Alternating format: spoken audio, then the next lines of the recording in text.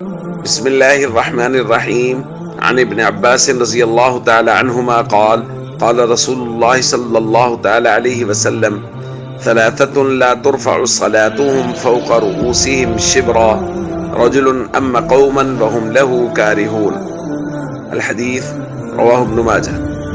نبی کریم صلی اللہ علیہ وسلم نے ارشاد فرمایا، 3 آدمیوں کی نماز ان کے سروں سے ایک بالشت بھی بلند نہیں ہوتی، یعنی وہ قبولیت کے قریب بھی نہیں جاتی۔ ان میں سے نمبر 1 وہ شخص ہے جو لوگوں کی امامت کروائے، لوگوں کا امام بن جائے حالانکہ وہ لوگ اسے ناپسند کرتے ہوں۔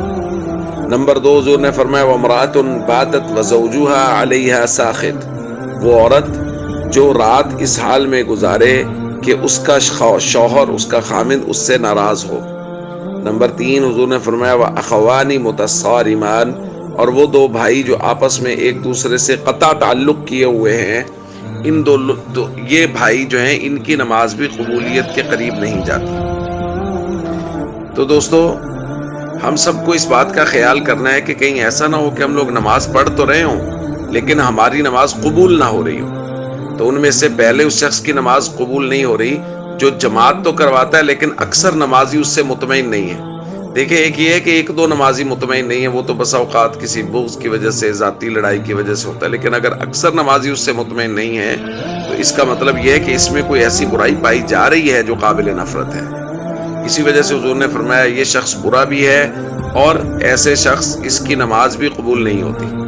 دوسرا وہ عورت جس کا شوہر اس سے ناراض ہو اور یہ ساری رات ایسے ہی گزار دے، اس کو منائے بغیر۔ ہمارے یہاں یہ بہت بڑا مسئلہ ہے کہ خواتین جو ہے ان کو اپنے حقوق یاد رہتے ہیں، جبکہ مردوں کے حقوق خواتین کے مقابلے میں نبی کریم صلی اللہ علیہ وسلم نے زیادہ بیان فرمائے ہیں، چونکہ مردوں کے ذمہ داریاں زیادہ ہیں، ان کی ڈیوٹیاں زیادہ ہیں۔ تو ان ڈیوٹیوں کو دیکھتے ہوئے شریعت نے حکم لگایا ہے کہ مرد اپنی ڈیوٹیاں پوری کرے اور خواتین اس کی بات مانے، یہ ضروری ہے۔ اور نمبر 3 حضور نے فرمایا، قطع تعلق کیے ہوئے 2 مسلمان بھائی، یہاں سے حقیقی بھائی بھی مراد ہو سکتا ہے لیکن زیادہ راجح یہ ہے کہ یہاں سے مسلمان بھائی مراد ہے، کہ کسی مسلمان کے ساتھ قطع تعلقی کرنا بالکل ناجائز ہے۔